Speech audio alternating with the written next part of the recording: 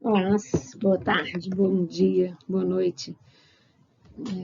Hoje é a quarta aula, né, dessa sequência de aulas. Eu vou falar sobre potencial elétrico. Então, lembrando, a primeira aula foi sobre cargas elétricas e interações elétricas, ou seja, forças elétricas, né? A segunda, sobre campo elétrico, que é uma grandeza auxiliar, muito diretamente relacionada à força elétrica, né? Depois a gente viu energia elétrica e agora a gente vê outra grandeza auxiliar, que é potencial elétrico, né? Então, assim como o campo elétrico é uma grandeza que auxilia no cálculo e para análise e estudo da força elétrica, né? O potencial elétrico ele é muito relacionado à energia elétrica. Então, vamos ver um pouco sobre essa grandeza potencial elétrico. Então, assim como o campo elétrico auxilia na análise da força elétrica, o potencial elétrico auxiliará na análise da energia potencial elétrica, que a gente já falou, né? O conceito de potencial elétrico também auxiliará na determinação do campo elétrico, como a gente vai ver, tá? E além disso, utilizamos a quantidade de potencial elétrico no nosso dia a dia. Essa quantidade de potencial elétrico, ela, por exemplo, se você pegar uma pilha, numa pilha está escrito aqui, ó, que em algum lugar dela, que a diferença de potencial entre os terminais dela é 1,5 volt. Isso é a diferença de potencial elétrico. Então, se eu pego aqui, ó, esse aparelho é chamado voltímetro. Ele serve para medir diferença de potencial. Se eu colocar aqui e conectar ele aos terminais dessa pilha,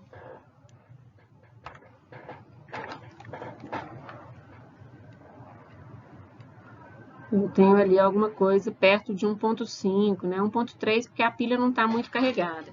1,3 volts. Então, isso é a diferença de potencial entre os terminais. Se eu colocar isso aqui, se eu regular ele para medir diferença de potencial alternada e colocar esses dois pinos na tomada, ele vai ler 127 volts. Então, quando a gente está falando de diferença de potencial, é uma quantidade que a gente costuma usar no nosso dia a dia, toda vez que a gente vai falar sobre aparelhos elétricos e eletrônicos. Tá? Então, a gente chama o que a gente vai falar aqui de potencial, né? Ou melhor, a diferença de potencial, ela também é chamada de tensão e de voltagem, tá? E é medida em volts. Bom, vamos ver como que é o potencial elétrico devido a um objeto carregado. Então, vamos definir o que é potencial elétrico, né? Aqui eu tenho uma carga elétrica Q maiúscula, né? E uma que eu chamei aqui de uma carga elétrica Q minúscula. E a gente já viu que esse sistema de duas cargas, ele tem uma energia potencial elétrica associada a ele, que é igual a constante Coulomb, vezes o produto das cargas dividido pela distância entre as cargas. Tá bom? Então, isso é a energia potencial elétrica desse sistema com duas cargas elétricas. A gente pode definir como potencial elétrico, e a gente vai chamar V o potencial elétrico, né, gerado por uma carga Q, essa carga Q, então, eu posso falar que ela gera um potencial elétrico em torno dela, que é igual a K vezes K é constante Coulomb, que é o valor dessa carga, dividido por R. Então, veja que é a energia dividido pela carguinha, né? Então, outra forma de falar isso, né, é que o potencial elétrico, ele é a energia potencial elétrica por unidade de carga, é a energia dividida pela carga. E aí, dessa forma, se eu quiser escrever a energia potencial elétrica de qualquer carga Q, né, numa região de potencial V, então eu posso multiplicar o Q por V, a carga pelo potencial, e eu vou ter a energia que aquela carga tem naquele local, né, devido àquele potencial. Então, a unidade como eu disse, a unidade de potencial elétrico é volt, né? E aí, então, analisando essa fórmula aqui, a gente vê que no Sistema Internacional de Unidades, né, a unidade de potencial vai ser joule, né? A carga passa dividindo joule por coulomb. Então, 1 volt é joule por coulomb. Tem um problema na notação de potencial elétrico que a gente usa V tanto para chamar o potencial de V quanto para a unidade do potencial, que é volt. Tá? Então, a gente vai ter que entender o significado do V no contexto que a gente, através do contexto, porque a gente vai estar usando a mesma letra, maiúsculo, na mesma situação, com 2 significados diferentes. O nome de potencial e a unidade volt. O potencial, se eu tenho mais de uma carga numa certa região, o potencial elétrico de um ponto pode ser calculado somando-se os potenciais elétricos gerados pelas diferentes cargas na região. E como eu disse, a diferença de potencial elétrico entre 2 pontos também é chamada de voltagem ou tensão elétrica. Bom, a gente já tinha visto, né, que o trabalho de uma força entre um ponto A e B é igual à integral da força no caminho. Né? No caso da força elétrica, então no caso da gente estar falando de energia potencial elétrica, porque o trabalho da força elétrica é igual à variação da energia potencial elétrica, né? Com sinal trocado. Então, a força elétrica é igual a carga vezes o campo. Vou dividir toda essa expressão por Q0, para justamente obter, né, como o potencial ele é energia dividido pela carga, né? Então, eu dividindo o trabalho pela carga, eu tenho justamente a diferença de potencial entre os pontos. Isso aqui, essa parte, eu dividindo a força pela carga, eu tenho campo elétrico, né? E essa parte eu dividindo a carga simplesmente soma. Então, a diferença de potencial entre 2 pontos, ela é integral do campo no caminho. No caso do campo ser constante, né, esse campo sai para fora da integral e a diferença de potencial fica simplesmente igual ao campo vezes a distância. No caso de uma carga pontual, eu tinha definido lá atrás que para uma carga pontual, o potencial elétrico é constante Coulomb vezes a carga dividido pelo raio. Atenção que quando a carga é negativa, o potencial vai ser negativo, tá bom? Nesse caso aqui, eu tenho uma carga positiva. Então, aqui nesse desenho, eu tenho saindo radialmente aqui as linhas de campo elétrico, a gente já tinha conversado sobre elas, e o que eu tenho? O potencial, ele vai diminuindo à medida que eu vou me distanciando. Tá? E pontilhado aqui, tem o que a gente chama de superfícies equipotenciais. Tá? Se eu pego aqui um círculo aqui, né, de raio, um círculo sempre é de raio constante, em torno da carga pontual, esse círculo ele vai ter o mesmo potencial em todos os pontos. Então, a gente chama isso de superfície equipotencial. Tá? E se não tem, então não existe diferença de potencial entre esse ponto aqui e esse ponto aqui, por exemplo. Né? Todos esses pontos aqui, eles têm o mesmo potencial. E se não tem diferença de potencial, não tem um campo elétrico nessa direção aqui. Tá? Então, todo campo elétrico, ele só vai, nessas superfícies equipotenciais, ele sempre vai estar perpendicular a elas. Não tem nenhuma componente de campo elétrico na direção das superfícies equipotenciais.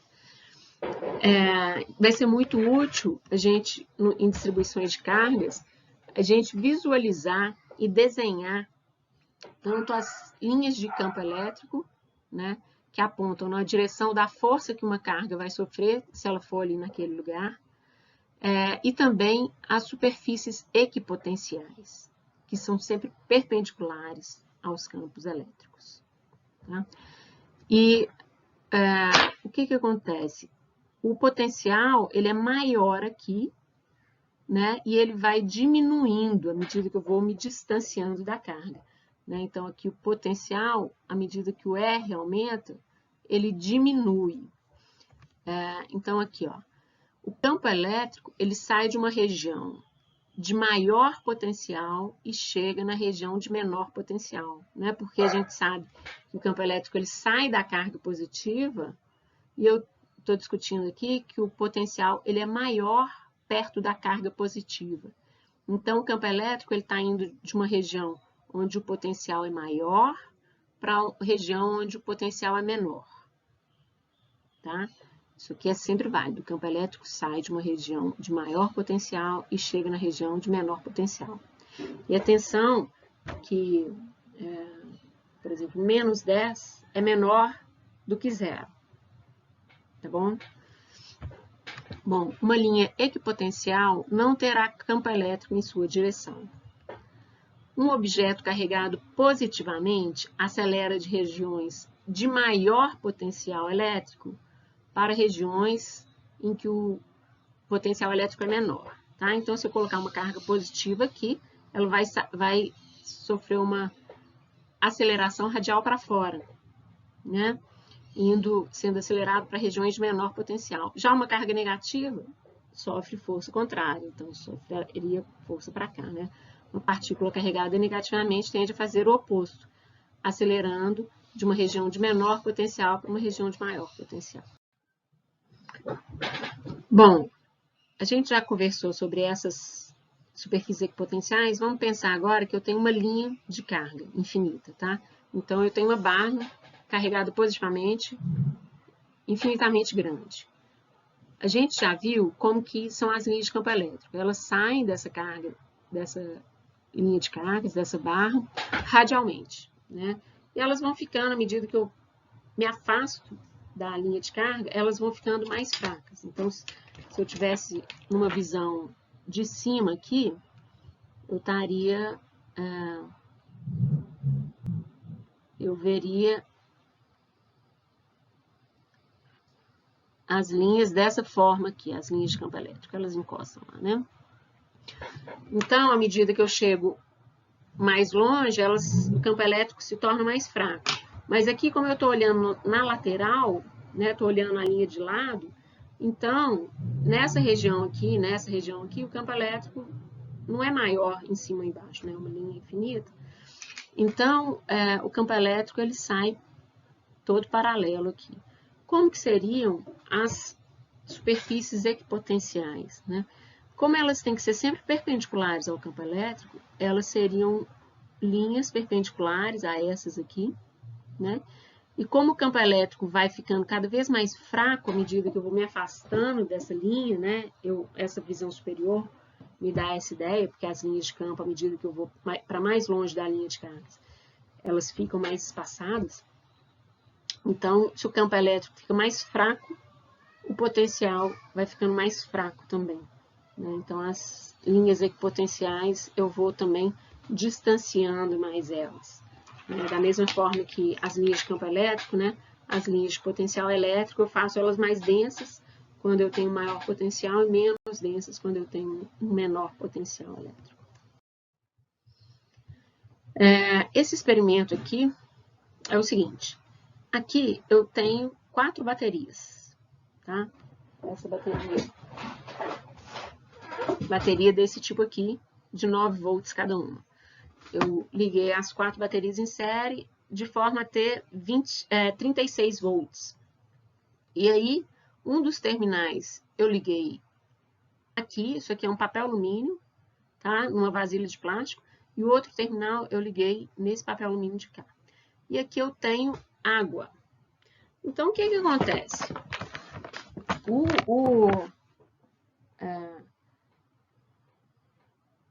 A diferença de potencial desses terminais aqui é 36 volts. A gente já argumentou que em um condutor em repouso não tem campo elétrico lá dentro. Então, o que acontece? Se não tem campo elétrico, não tem diferença de potencial, né? Lembra que a diferença de potencial é igual ao campo elétrico vezes a distância entre dois pontos. Então, se não tem campo elétrico entre dois pontos, né, não vai ter diferença de potencial. Então, um condutor em equilíbrio, ele é sempre o que a gente fala em equipotencial. Então, o potencial desse terminal da bateria vai ser todo o potencial desse condutor, e o potencial desse terminal da bateria vai ser todo o potencial desse condutor. E eles estão... então, o que vai acontecer?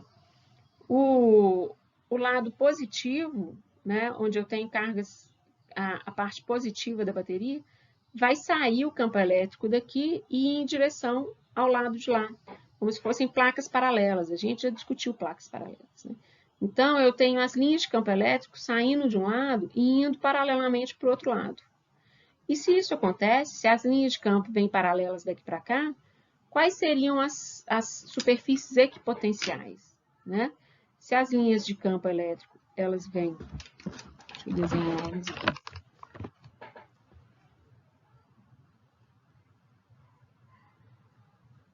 Se essas aqui são as linhas de campo elétrico, as equipotenciais, elas viriam paralelas aqui. Então, aliás, perpendiculares, né? Então, se eu seguisse uma linha aqui, desse tipo azul, ela seria uma linha equipotencial. E isso aqui, esse aparelho aqui, é o voltímetro, que eu já falei para vocês, que serve para medir diferença de potencial. Então, o que eu vou fazer nesse experimento aqui? Eu vou pegar os terminais do voltímetro e vou investigar nessa região aqui se realmente essas linhas azuis são linhas equipotenciais. E se à medida que eu vou andando aqui, né, eu vou passeando de um potencial de um lado até o outro potencial do outro. Aqui tem 4 baterias em série, cada uma de aproximadamente 9 volts. Então, se eu uso o voltímetro para medir a diferença de potencial entre os dois terminais livres das 4 baterias, dá 23 volts, né? E aí uma das terminais está ligada nesse papel alumínio aqui e o outro nesse papel alumínio. Então, se eu meço a diferença de potencial dos dois papéis alumínio, são os mesmos, 23, 24 volts. E aqui dentro tem água. Então, eu vou... e a água está em contato com os dois papéis alumínio. Né? E agora eu vou passear os dois terminais do voltímetro pela água. Agora estão bem afastados, né? E agora andando com esse nome de outro.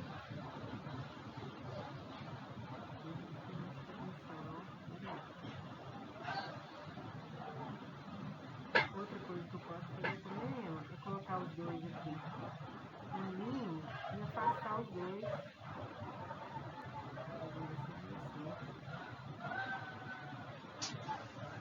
Em outra região, afastando os dois. Agora estão bem perto, eu vou afastar os dois.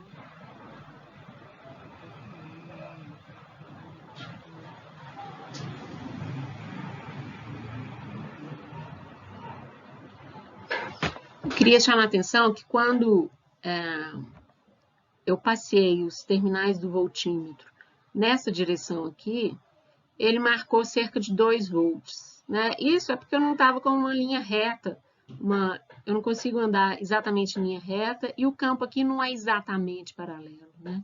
Porque para ser paralelo eu teria que ter essas placas infinitas.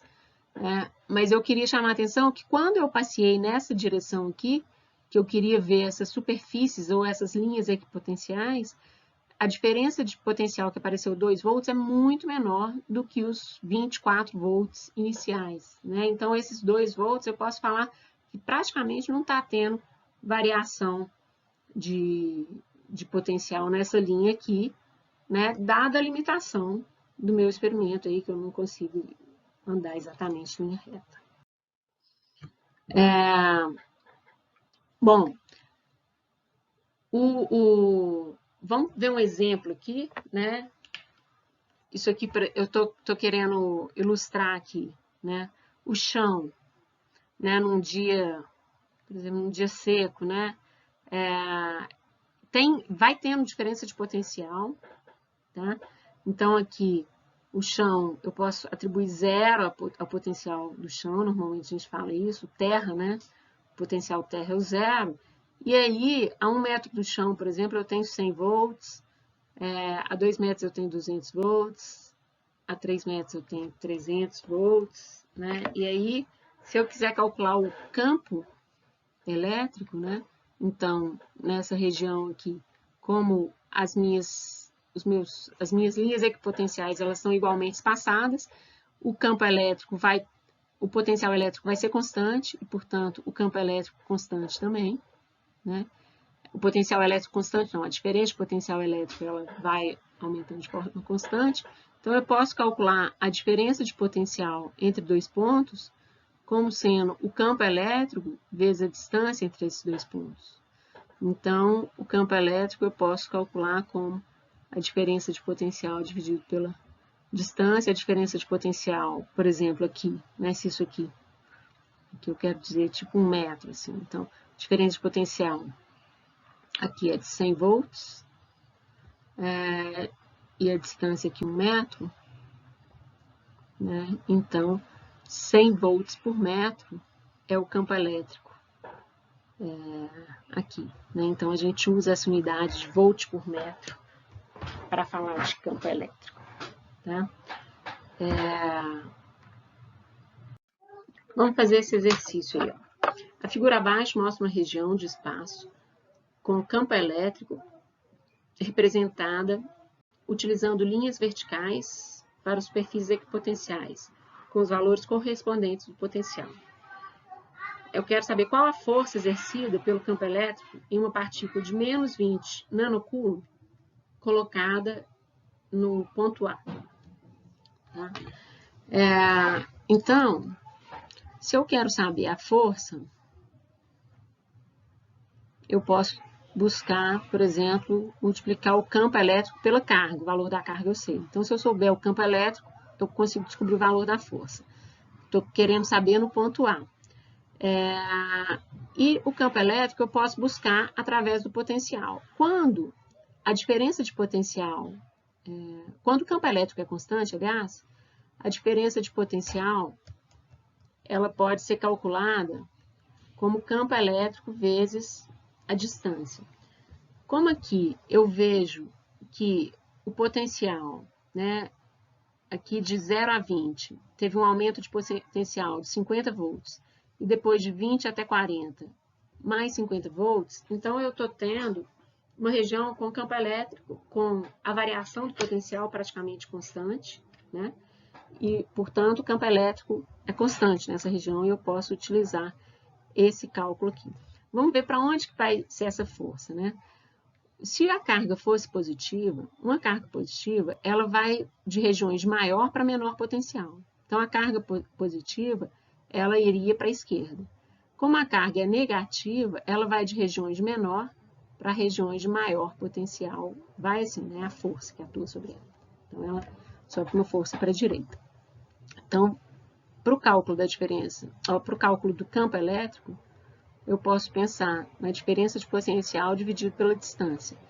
Aqui eu vou considerar a distância de 40 centímetros nessa região, né?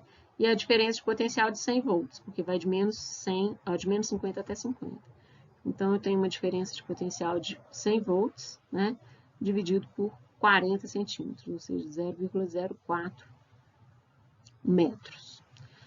Vou utilizar esse campo elétrico aqui para calcular a força elétrica. Então, o campo elétrico é 100 volts sobre 0,04 metros. E a carga elétrica em módulo, né, 20 vezes 10 a menos 9 coulomb. Tá? Fazendo essa conta, dá uma força de 5 vezes 10 a menos 7 como eu utilizei aqui o Sistema Internacional de Unidades para todas as quantidades, né? Potencial dado em volt, distância em metro e carga em coulomb, então vou ter a força dada também no Sistema Internacional de Unidades. Então, 5 vezes 10 a menos 7 newtons. É a força que uma carga elétrica, né, vai sofrer nessa direção. E agora, então, isso foi a letra A. A letra B. A partícula é liberada do repouso em A, e eu quero saber com que energia cinética ela chega em B. Tá? Bom, a variação da energia cinética ela vai ser igual ao potencial vezes a carga. A diferença de potencial vezes a carga. Né? Porque o potencial é justamente energia por unidade de carga. Então, daqui até aqui, a diferença de potencial são 250 volts. Porque no A eu estou em 0 volts e no B eu estou em 250 volts. Né? Multiplicando pela carga, né, em módulo 20 vezes 10 a menos 9 coulomb, eu vou ter 5 vezes 10 a menos 6, né?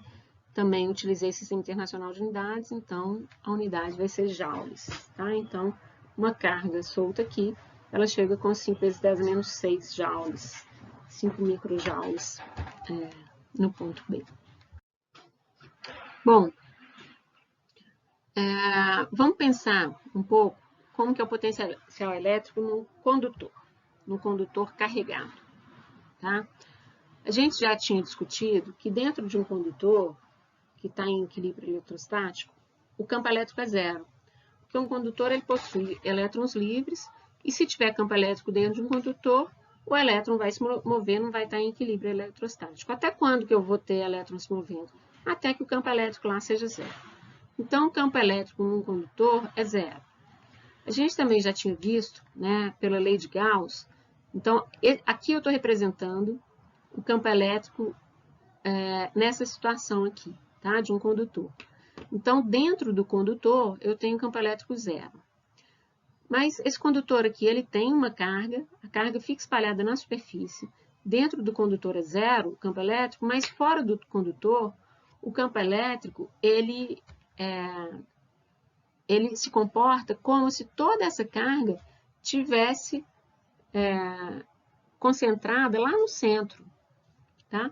Então, o campo elétrico, né, fora do condutor, é o campo elétrico típico de uma carga pontual, tá? Por isso que tem esse desenho aqui, para lembrar que esse é o campo elétrico de uma carga pontual, né? E que fora do condutor, de uma esfera condutora, né, o campo elétrico é igual ao caso em que essa carga toda aqui tivesse concentrada no centro. Então, é esse campo elétrico, né? KQ sobre R2, típico de carga pontual. Vamos pensar como que seria o potencial elétrico gerado por essa esfera. Tá? Bom, se não tem campo elétrico numa região, não vai ter potencial elétrico também. Né? Então, aliás, o potencial elétrico ele vai ser todo o mesmo. Né?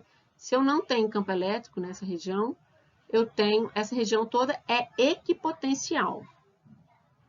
Tá? Porque se eu tenho diferença de potencial entre dois pontos, eu tenho um campo elétrico, né, indo na direção de um ponto até o outro. Então, se não tem campo elétrico aqui, essa região é toda equipotencial. Né? E fora dessa região, o potencial elétrico, se o campo elétrico se comporta como se fosse de uma carga pontual, né, o potencial elétrico tem que se comportar como se fosse o potencial elétrico de uma carga pontual, ou seja, KQ sobre R. Que lá no início da aula eu tinha usado para definir, né, para falar de potencial elétrico. E aí, vamos mais longe. Vamos pensar agora, e isso aí traz uma aplicação bem bacana, que é a aplicação de para-raios, por exemplo. Vamos pensar que eu tenho uma esfera condutora com carga positiva, por exemplo, e aí eu ligo ela, através de um fio, a uma outra esfera condutora, de forma que vai ter trânsito de cargas aqui, né? E as duas vão ficar positivas. Vamos pensar no exemplo em que o raio da esfera 2 seja, por exemplo, 10 vezes menor que o raio da esfera 1. Tá? Então, eu vou ter uma migração de cargas aqui, mas como são condutores conectados um ao outro, eu tenho que o potencial elétrico da esfera 1 e o potencial elétrico da esfera 2 são iguais. Né? Isso aqui vai ajudar a gente a compreender como que as cargas vão se distribuir entre a esfera 1 e a esfera 2. Tá? Na esfera 1, né, eu sei que o potencial aqui na superfície tem que ser igual ao potencial de carga pontual, que é K vezes a carga, vou chamar de Q1, a carga que está nessa esfera aqui, dividido por R1. Tá? E se eu olho a esfera 2, também na superfície dela, e portanto nela inteira, né, o potencial é o potencial de carga pontual relacionado à carga Q2, que está nessa esfera 2. Então, K, Q2 sobre R2 é o potencial da esfera 2. Mas esses potenciais são iguais, né, porque são condutores conectados um ao outro.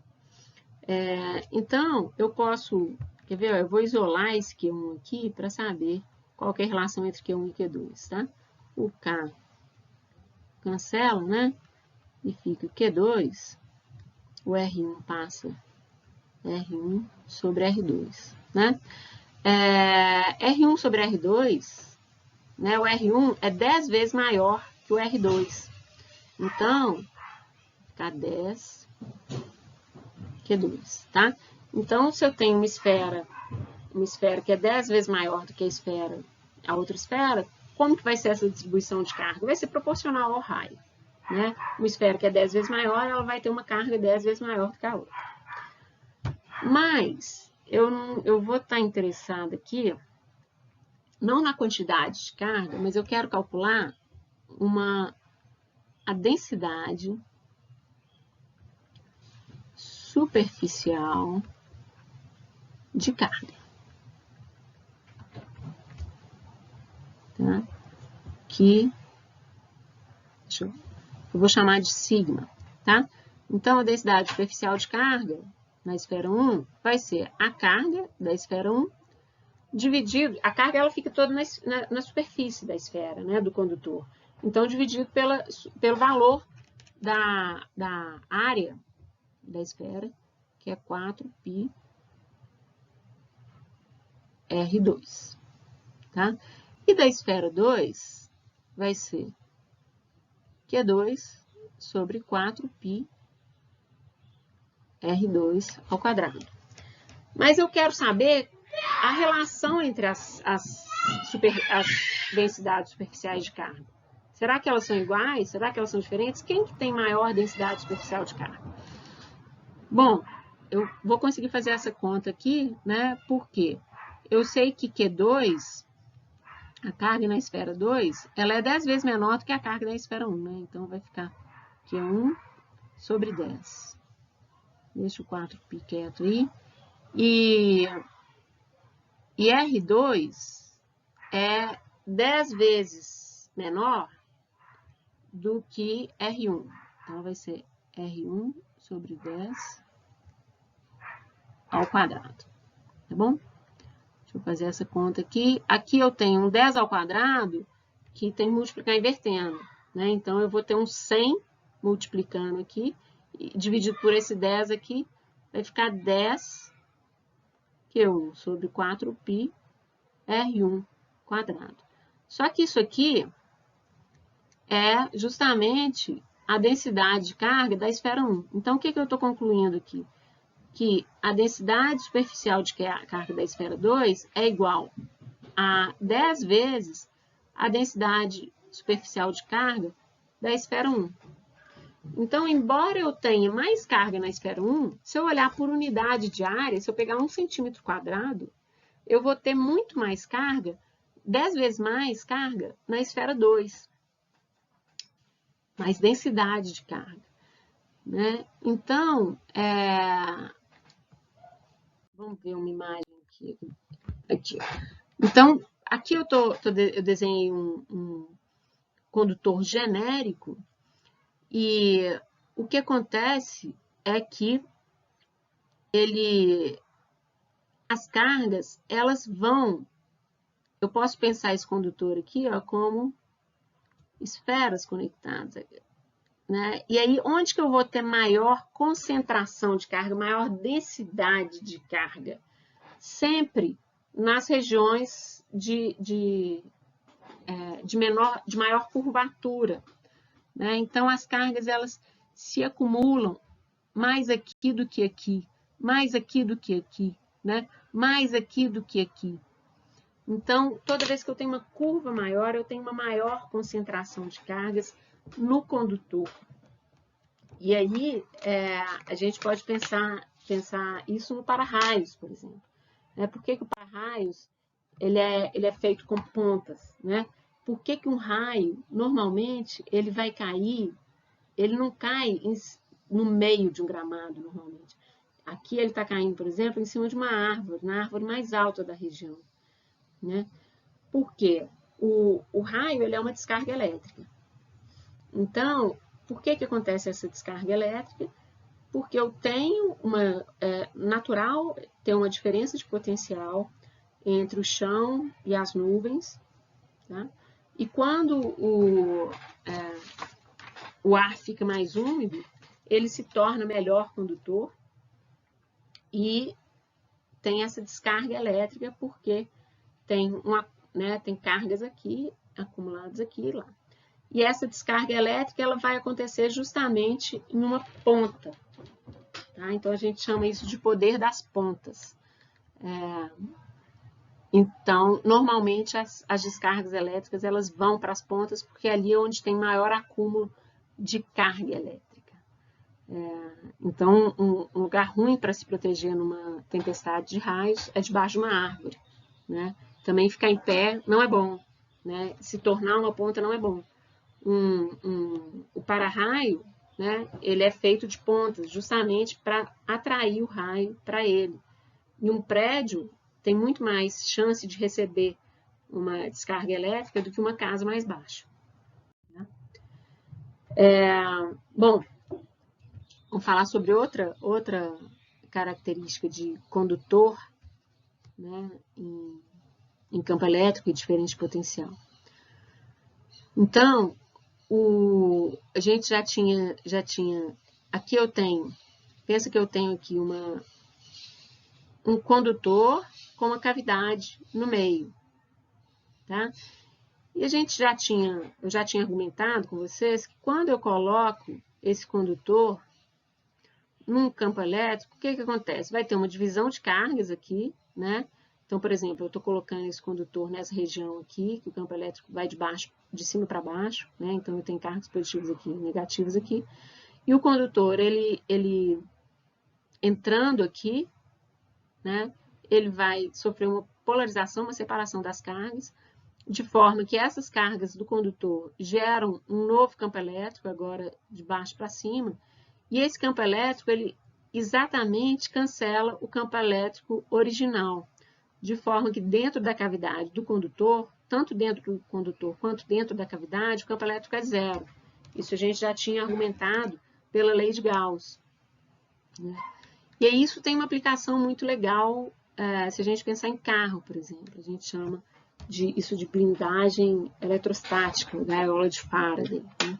Né? Então, um carro, né, numa tempestade, ele vai sofrer essa polarização, como ele é feito de material condutor, né? A gente tem que o interior dele, o campo elétrico vai ser zero. Então, mesmo que ele sofra uma descarga elétrica sobre ele, né, por exemplo, um raio cair sobre o carro, o passageiro lá dentro, né, vai estar vai estar seguro. No entanto, se o passageiro ele descer, encostar no carro e no chão, aí ele pode sofrer um choque elétrico.